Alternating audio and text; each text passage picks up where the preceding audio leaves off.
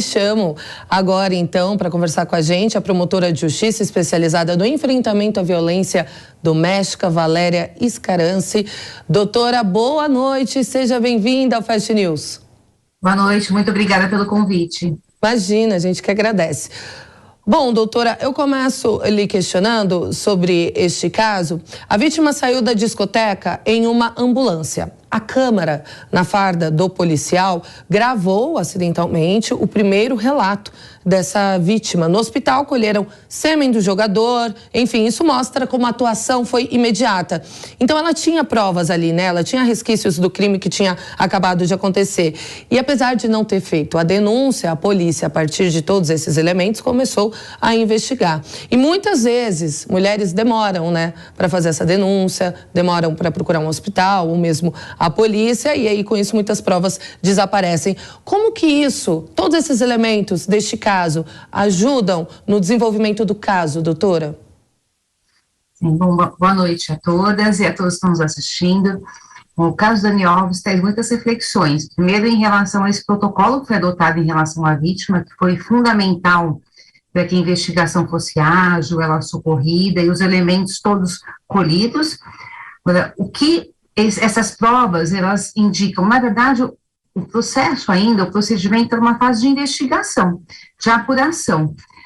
Essa apuração envolveu, então, gravar essas imagens de vídeo, as testemunhas, o pronto depoimento da vítima. Todos esses elementos, eles foram fundamentais para que a prisão fosse decretada, porque a prisão, ela pressupõe indícios que o crime aconteceu e também indícios de autoria. A partir desse momento, esses indícios, então, eles podem levar a uma acusação, e aí tem início a parte processual, com advogados, e o processo torna público. Bom, doutora, e apesar de a vítima não querer nenhum tipo de indenização, gostaria de saber se neste caso existe realmente esse direito, né? Porque tem este problema que muita gente julga quem pede o dinheiro da indenização, porque induz que a denúncia tem esse objetivo, enfim.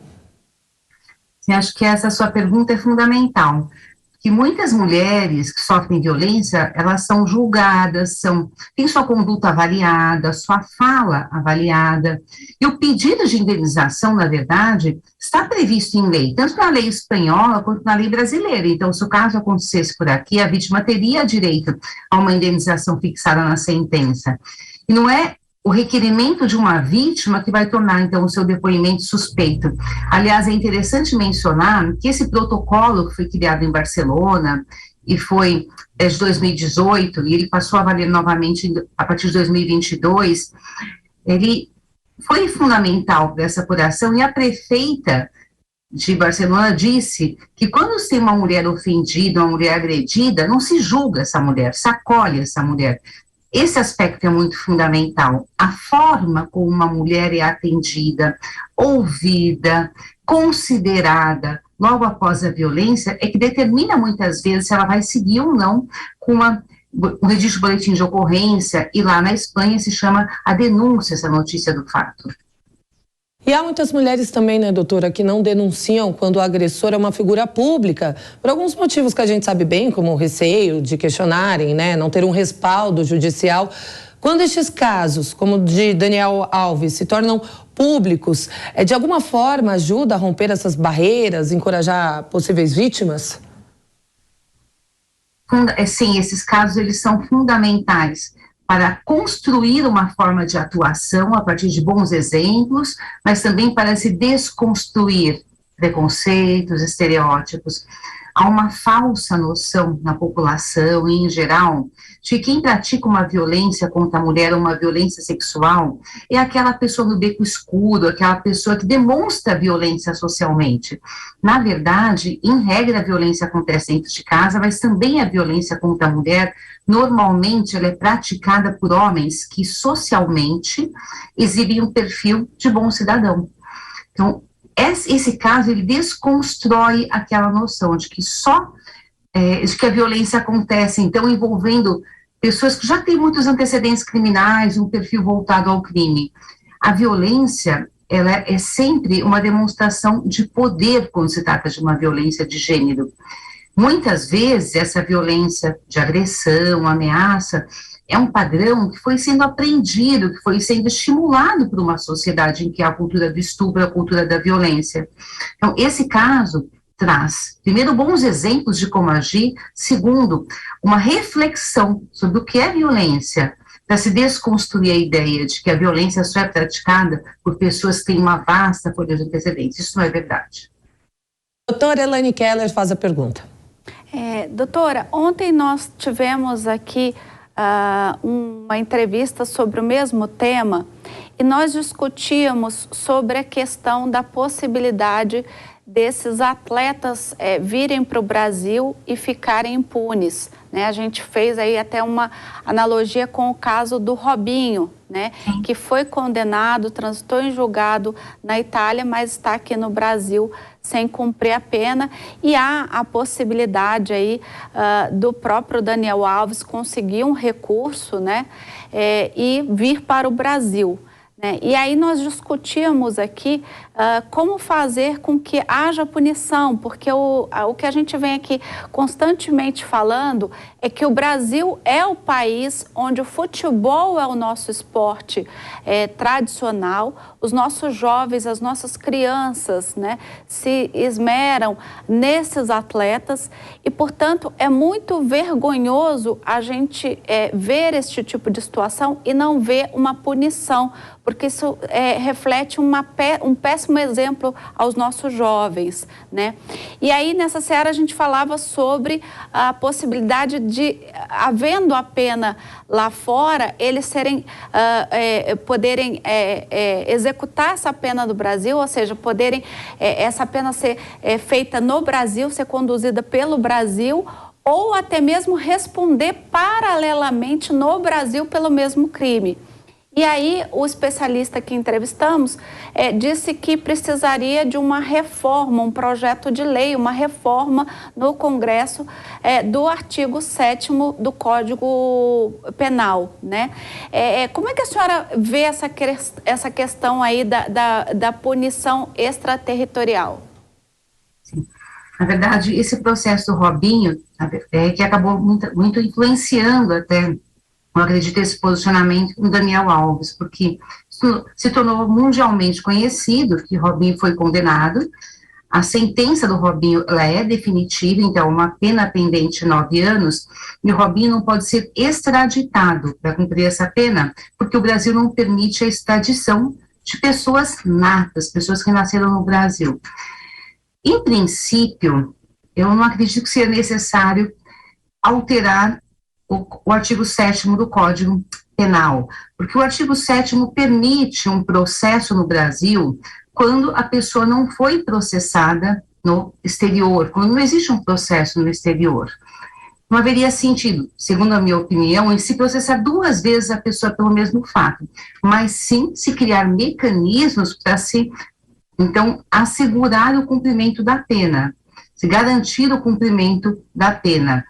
Uma sentença estrangeira, ela tem que ser homologada pelo STJ, por um tribunal, mas a partir da homologação ela pode ser cumprida. Então, o ideal é que, havendo um processo em outro país, que realmente se tomem providências judiciais e providências para assegurar a presença do processado, daquela pessoa investigada naquele país para que ele responda. Agora, não havendo uma sentença no país em que a conduta foi praticada, aí sim se justificaria um processo no Brasil. O mais importante é assegurar a presença do condenado, do processado, do investigado, durante a apuração dos fatos e também a aplicação da lei penal.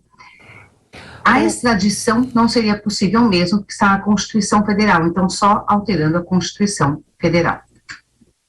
Bom, doutora, e existe um protocolo, né, como a senhora bem disse, de atenção às vítimas na Catalunha, que fez toda a diferença no tratamento desta vítima, que ajudou a investigação a ser imediata. Como que acontece no Brasil, em caso de violência sexual? No Brasil, a lei assegura vários direitos para a vítima. Há também a garantia, por exemplo, de que a vítima, quando ela que ela seja levada, por exemplo, a um hospital, que ela receba atendimento médico. A Lei Maria da Penha garante o transporte em alguns casos. Ela pode ser levada a um abrigo sigiloso. E os serviços médicos, os serviços de contracepção, eles têm que ser prestados em até 72 horas, justamente para se garantir a saúde da vítima, mas também nesse período de 72 horas, havendo a instauração de inquérito, deve ser feita a perícia, porque os vestígios físicos, no caso de violência sexual, desaparecem muito rapidamente. Até eu queria aproveitar para fazer um alerta, eu acho que é super importante quando se fala de violência sexual. Em regra, a violência sexual, ela atinge crianças e adolescentes. E a violência sexual, ela não pressupõe, nem aqui no Brasil, nem na Espanha, uma relação sexual completa. Nós temos estupro, crime semelhante ao estupro, quando há outros atos que importam em violação sexual de uma forma forçada. Mas, em regra, isso é muito importante se dizer, a violência sexual não deixa vestígios. Então, o que aconteceu no caso do Daniel Alves foi uma exceção, em razão desse pronto socorro, desse pronto atendimento, dessa coleta de materiais, porque os vestígios físicos desaparecem em 24 horas do corpo, da boca, e em 72 horas do órgão genital feminino. O desaparecimento dessa prova material é muito rápido. Não se pode também tomar como exemplo, e aí nós estávamos falando sobre o caso Daniel Alves, a coleta desses materiais, o encontro desses materiais como uma regra absoluta. Na verdade, esse esclarecimento a gente tem que fazer. Em regra, nós temos crimes de estupro em que não há uma prova material, mas o depoimento da vítima. E o depoimento da vítima tem que ser considerado. Doutora, segundo a advogada da vítima do caso Daniel Alves, a mulher ela tem feito tratamento psiquiátrico, uso de antivirais para evitar infecções sexualmente transmissíveis, já que Daniel Alves não usou camisinha durante o estupro. Bom, como que estes elementos ajudam, pesam nas investigações? A prova material de um estupro, quando a gente fala em prova material, são os vestígios encontrados nesse caso concreto. É uma prova que tem um fator de convicção muito forte nos processos. E as consequências para a vítima também têm que ser consideradas, tanto no processo quanto para a dosagem da pena. Mas é importante também relembrar o seguinte, cada pessoa, ela reage de uma maneira diferente no momento após o crime. Há pessoas que se fecham, há pessoas que buscam o atendimento logo depois, há pessoas, como você mencionou, demoram anos e anos para noticiar uma violência sexual, e muitas pessoas nem noticiam. Tem uma estatística feita pela IPEA, 2014, que ainda é citada. E por essa estatística, à época, aconteciam 527 mil estupros no Brasil por ano, e só 10% desses estupros eram registrados, eram objeto de boletim de ocorrência. Então, as consequências são fundamentais para a gente levar em consideração a dosagem da pena, as provas materiais também, mas cada caso é um caso, cada vítima é uma vítima, cada pessoa lida de uma forma diferente com o seu trauma. Mais uma vez, obrigada pela entrevista, boa noite para a senhora. Boa noite e muito obrigada pela oportunidade. Imagina, é sempre bem-vinda.